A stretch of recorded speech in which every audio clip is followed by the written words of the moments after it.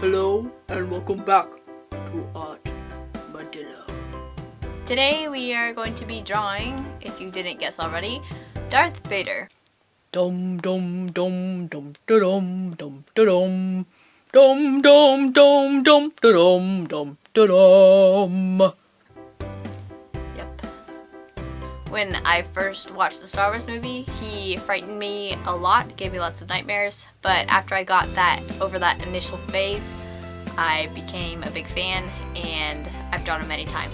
The materials that I used for this drawing are Sharpie, mechanical pencil, and my big eraser. To start off this drawing, we will start with the circle and then we will do another line in the middle of my head. And then we will go down to my nose and my mouth and add a bunch of random lines that I do not know where they're going to go, but somehow they're going to make this drawing be incredible. Okay, let me take it for an outfitter. Okay, and then I'm going to draw his eyes and his just the outline of where everything is going to go. I'm just doing very light lines so I can go back and erase them very easily if I wanted to, and I'm going to darken some of the lines that I want to keep, erase some of the lines that I don't want to keep, and so on. And here you can already see his basic shape and just the lines that I needed. And then I'm going to do those lines where the cheek bone part of where his mask is going to be, and then I'm adding in some lines where his mouth is, and where the gaps in where like the speaker part would come through. And I'm going to just dark in some of those lines there, and erase that one side because it was a little longer than the other side. I made it a little bit shorter. And then here I'm darkening in the eyes, and that is definitely a big part of the drawing. Is since it's a mask, it's pretty symmetrical. So that seems to be the hardest part, at least for me, is getting everything to look somewhat symmetrical.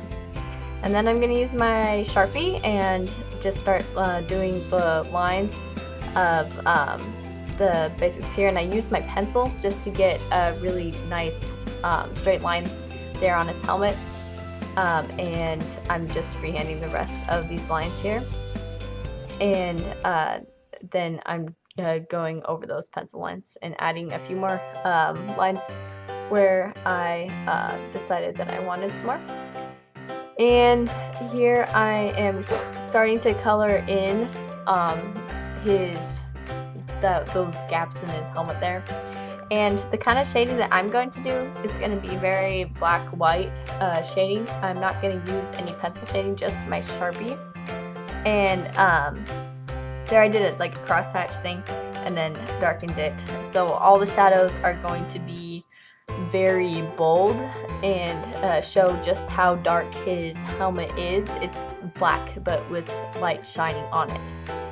And so I'm just going to start coloring in his where all the different shadows there, and I added in some of those white reflective shines on the bottom, and I'm trying to keep it so that you can see what the shape is. So I don't just color in the whole thing black, but I want to leave some white so that you can see what the helmet's shape is, as you can see what I'm doing here. And I'm just gonna color in all that part, and most of that helmet there is going to be all black because that isn't as important as some of the details on the face. And here I'm going to add some shine on that cheek and that side there, and I'm going to add a little bit of shine a little bit below that, just adding in some wavy lines there. And here I'm just doing some more outlines here and just coloring in that part. And then I'm going over his eye, and I wanted to make that very clear that that was the outline of where his eye is, because the inside of his eye is going to be pretty much black. So I wanted to make that very clear distinction. And then here I made my lines and then colored them in. It's better to do that, make your lines first before you color that in. Like every time before I do it, I make the wavy line and then go around it and color that in. And below his cheek, to show that cheekbone, I made some more lines that I was gonna color in there. And then in his eyes, I made these reflective, they're very like wavy, reflective, just like blobs in his eyes. And then I'm gonna go underneath his eye and add in some more reflections there, and then color that all in. And then on his nose, I just added a few little dots there because he has these ridges on his nose. So I'm going to go back over that in a minute. And then I'm adding in my lines on the other eye and coloring in the black parts there. And then I went inside his eye, and this one doesn't have as much reflection. They're more separate because he's looking at different parts of the light. The first one seems more together and the other one is more apart. And then I'm going to do just a little bit more black on his eye there. And then I am doing the ridges on his nose, and I'm adding some shadow in there. And then I'm adding these little spots on that ridge on where it meets his head and forehead on his helmet.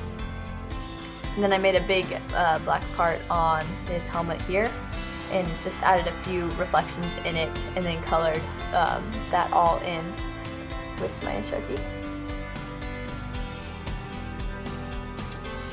And I'm just finishing coloring that part in, and then I'm going to go down low, and I'm going to make sure that I leave that white there on the edge of his helmet so it doesn't get blended in to the rest of his helmet. And you can see that clear distinction there. And then I'm going to color in right above where like his eyebrow would be, and just add some nice reflective glare on right there where his, so you can see that very well. And then I'm going to color in just a little bit more black on that side and add a few more reflections. And then I am just going to add a little bit more on this side of the helmet. All the reflections are very different. They don't have to be the same on each side. It gives it kind of a cooler, more realistic quality to it. Since if you could see the helmet now, it wouldn't have the same reflections on both sides unless you had the same light coming from either direction. But in this case, we don't. And so I'm going to add some color on this side, almost the same as the other side, but not quite the same, as you can see here. And then I'm going to add in some blocks of shade on either side of his eyebrow on this side. And just a little bit more, and that is about it.